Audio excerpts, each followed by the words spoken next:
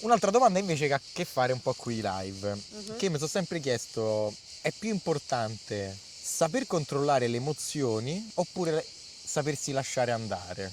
Dipende, nel senso dipende dalla situazione. Spesso capita che magari allora, un buon cantante che ha una buona tecnica, nel momento in cui ce l'ha e sale su un palco, prende e la mette da parte, nel senso la usi, però la devi usare inconsciamente, come una sorta di marionettismo del teatro russo, cioè tu ce l'hai quella cosa ma te la devi tenere inconsciamente, non devi Pensarci. pensare, oddio adesso respiro così, adesso faccio questo, adesso faccio quest'altro, adesso alzo il palato, lo abbasso, spingo di me, cioè non devi pensare a niente di tutto ciò, deve essere un flusso. Al massimo puoi pensare, certo adesso c'è l'acuto, oddio, quel... Minimo di Eh attenzione in sì, ce più. l'hai, però lì fai due scelte. La prima, ti basi proprio e controlli tutto, oppure ti lasci andare sti cavoli. Spesso quando ti lasci andare capita che magari...